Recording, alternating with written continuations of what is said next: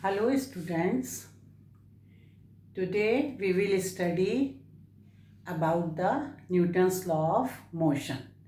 We were doing the chapter force and laws of motion, and under this chapter in part 1 we have done about the forces or force.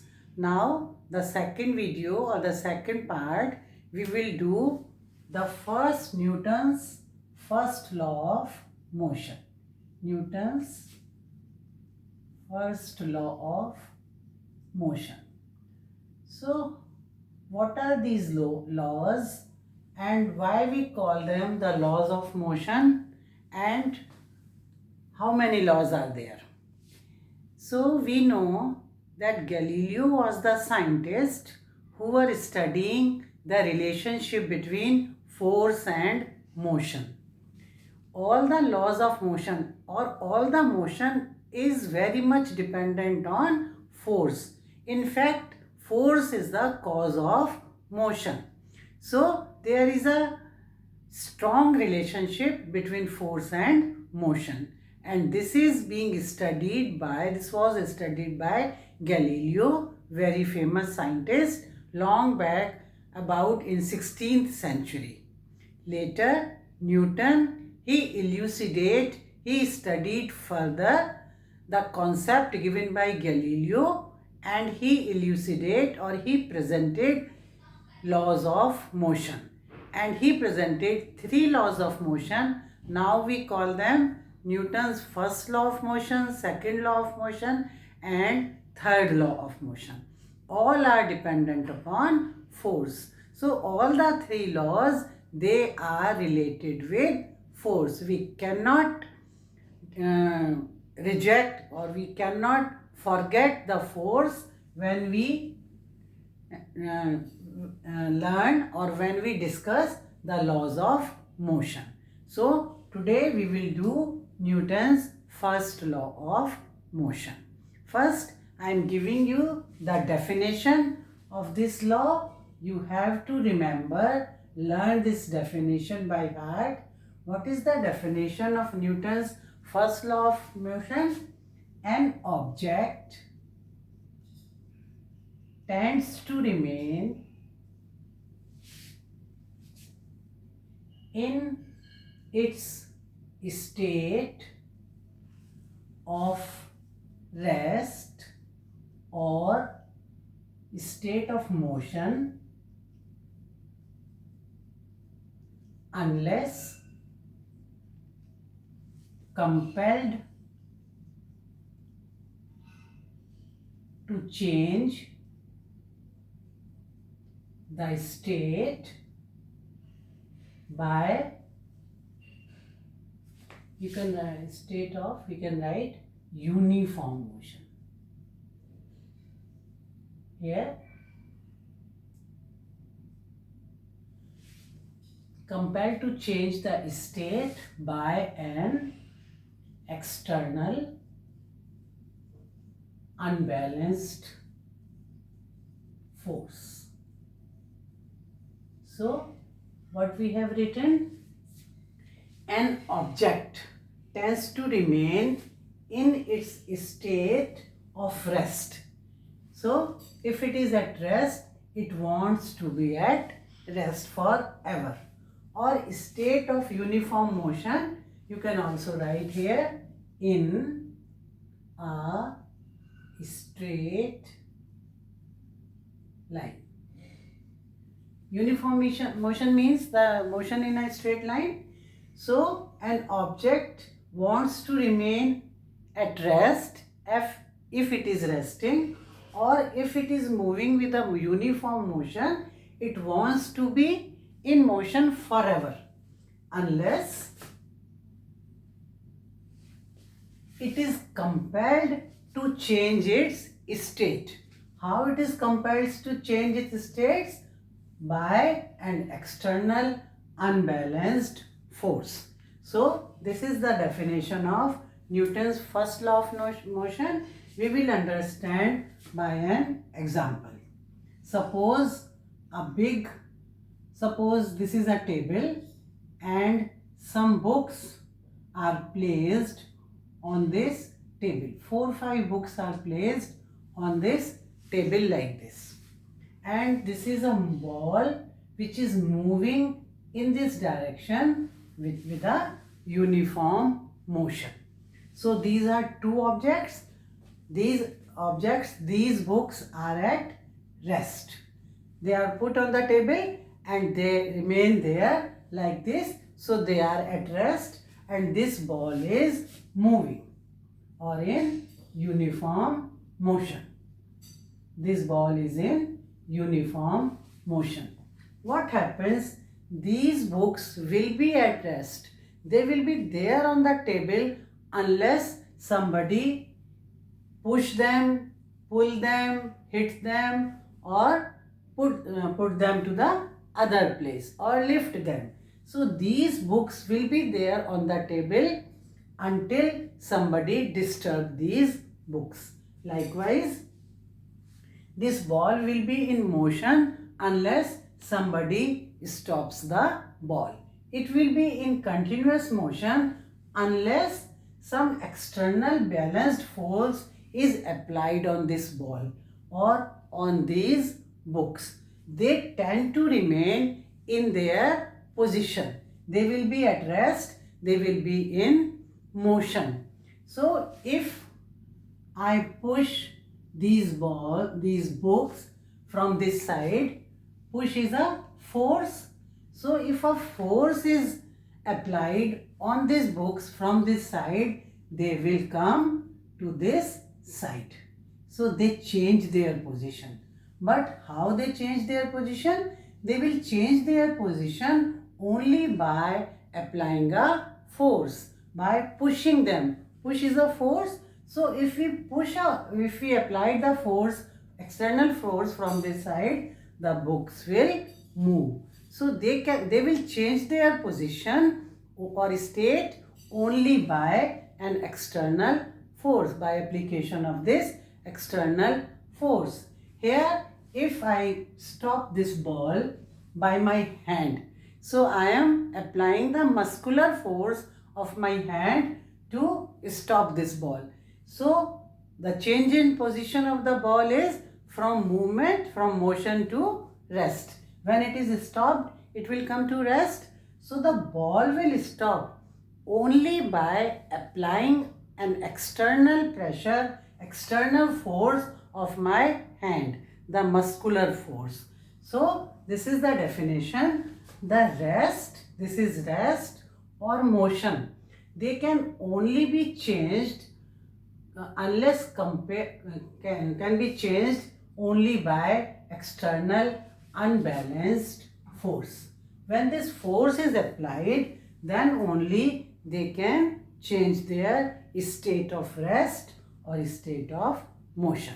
This is how we clarify or we present this definition. So this is the definition of first law of motion. Now there is one more thing. These objects, they have a natural tendency. These books or this ball or any other thing, they have a natural tendency to remain in their state of rest or motion. If they are at rest, they want to be in rest, or if they are in motion, they want to be in motion. This property is somewhat like laziness. Sometimes we feel lazy. On Sunday morning, we don't want to get up from the bed, or if we are sitting on a chair, we don't want to rise, we want to be there, don't want to go somewhere. So sometimes we feel lazy.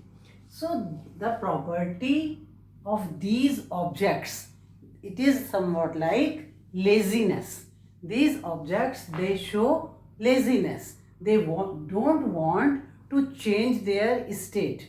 And this laziness is of rest also and is of motion also. If some objects, they are at rest, they don't want to move. If they are moving, they don't want to be at rest. So this laziness in physics is known as inertia. So we can write the definition of inertia. The definition of inertia is, it is a natural tendency of objects to remain in their state of rest or in their state of motion.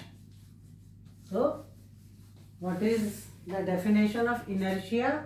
Inertia is like laziness. In day-to-day word, in physics, we call this property as inertia. Very important property. And how can we define inertia? A natural tendency of objects to remain in their state of rest or state of uniform motion. It is like the definition of the first law of motion. It is a natural tendency of an object to remain in their state, not n, of objects to remain in their state of rest or their state of uniform motion. They don't want to change their state. This is the natural tendency, and this tendency in physics we call inertia. We will explain this inertia by few examples. First of all, we will see that this inertia is of three types. A broad division or category. First, inertia of rest, then inertia of motion, and then inertia of direction. So, three types of inertia are there based upon the state. If the body is resting, then it is known as inertia of rest.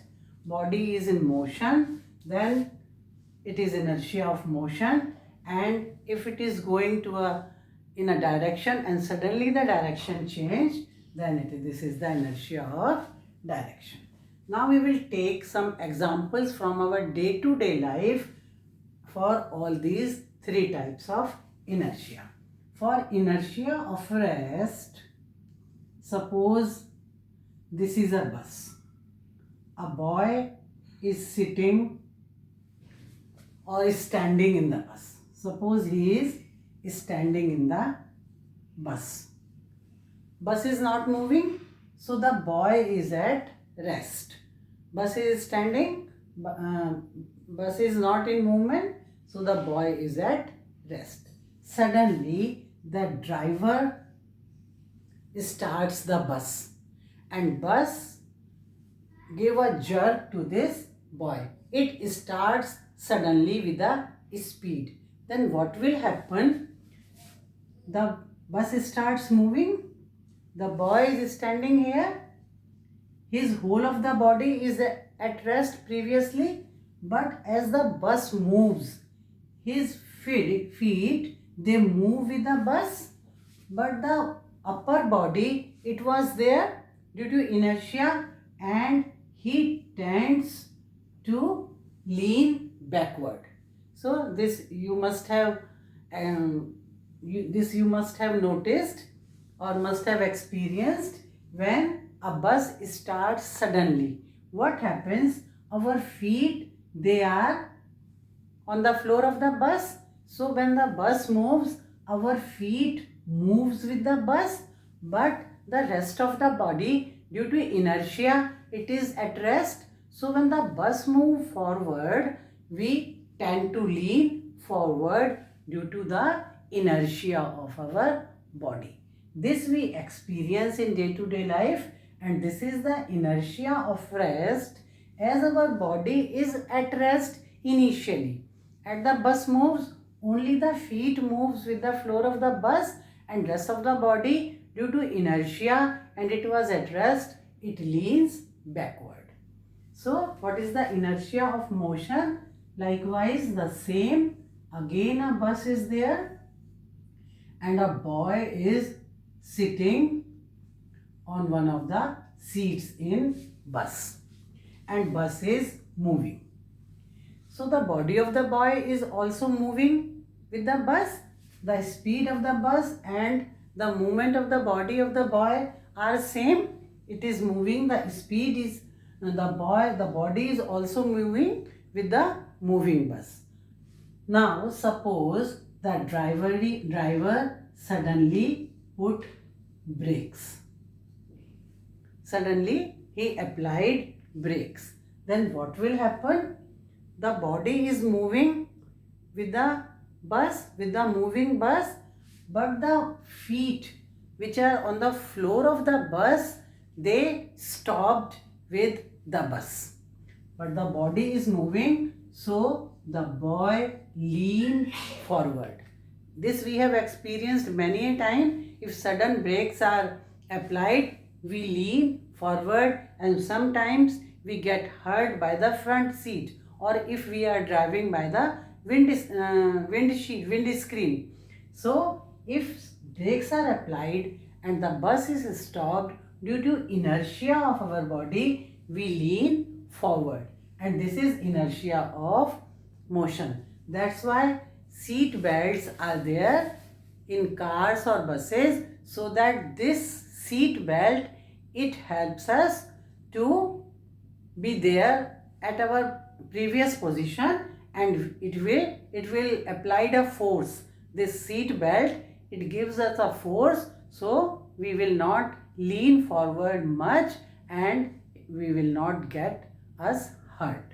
So this is the inertia of motion when bus is moving and brakes are applied. This is the inertia of rest when bus is at rest and it starts suddenly. Now the third, inertia of direction. Suppose the bus is going in a straight direction. Our body, the body of the boy, is also moving in this straight line with the bus. Suppose suddenly it turns to the right.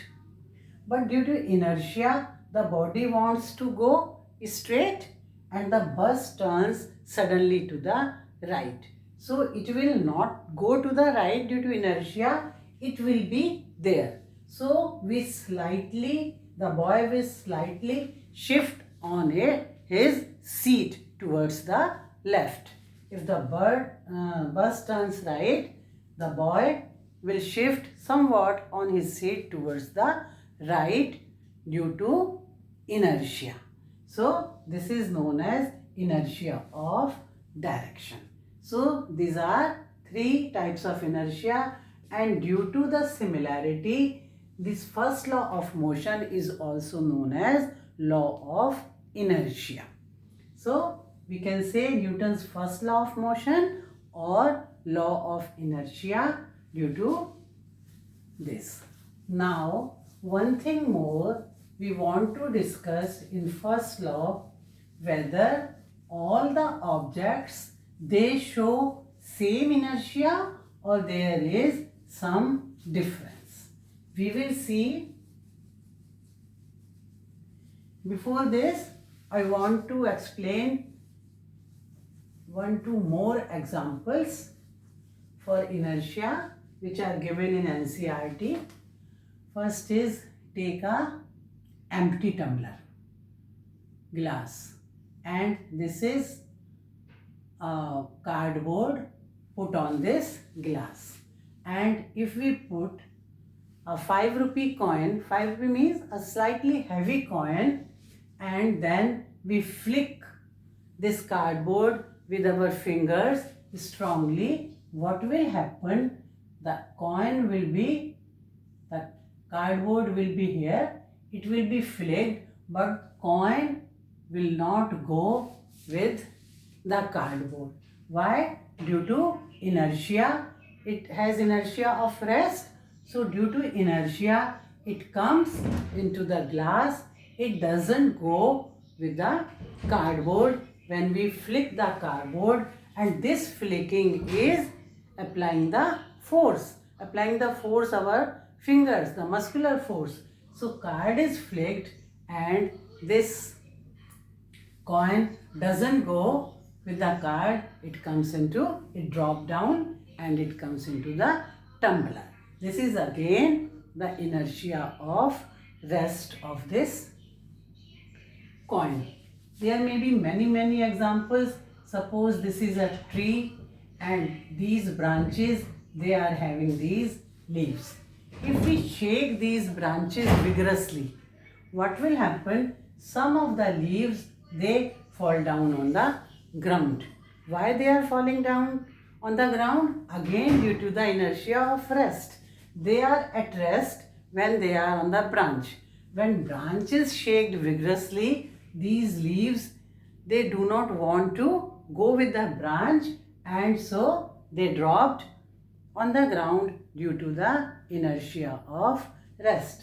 Likewise, you must have seen, if you are playing carom board, then suppose these coins, they are put like this and you strike by the striker the lowest coin, then it will come out and all the other, they remain there standing, or sometimes they fall on the same place, but they will not come out with the lowermost coin.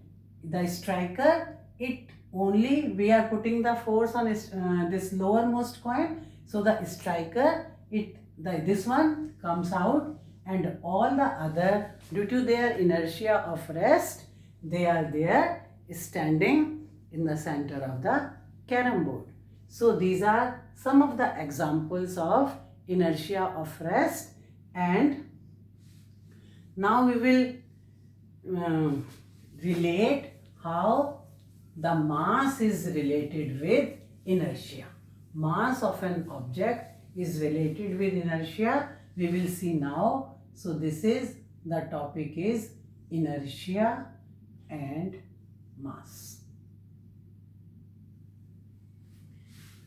We have seen, suppose this is a football and a boy, it kicked it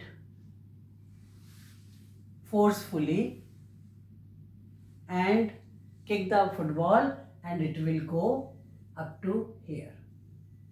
The football comes here just by kicking. But if instead of a football of the same volume, same type, rock or stone is there, and this boy wants to kick this, can he? He will not. He cannot kick this stone of the same size, same volume. Why the stone cannot be kicked by the boy? Because it is quite heavy, more heavy than the football. The mass of this football is very less in comparison to this rock or stone. It is very heavy. So it has some inertia of rest, and this inertia of rest can be broken by this boy by applying the force by kicking. So the inertia is broken, and by kicking, by applying the external and unbalanced force, it changed its position, and from rest it comes to this place, it moves. But this rock also has the inertia of rest, but this inertia is much more than the inertia of this football. Why this inertia is more? Because the mass is more. It is heavy. So by putting the same force by the boy, this rock does not move. It is having a high inertia, and this inertia is not broken by the force applied by the boy. So what does it mean? That there is a relationship between mass and inertia. More the mass, more the inertia. So mass is a measurement of inertia. We can quantitatively measure inertia by the mass of an object. So inertia and mass, they are related to each other. We can have some other example. Suppose this is a cart. A horse is pulling this cart. The cart is pulled by the horse. Now suppose there is a train. Can this train is pulled by this horse? No, the horse cannot pull the train, but it can pull the cart. Why? Because cart has less mass. It is lighter in mass, but the train has more mass. So inertia of train is more. So the force applied by the horse is not enough to pull the train. But the force applied by the horse here can pull the cart because it is having less mass. So the inertia is less and it is having more mass. So the inertia is more. This is how we can explain inertia and mass. So this is the first law of motion, Newton's first law of motion. With examples, we can explain this law. This is all for today. Thank you.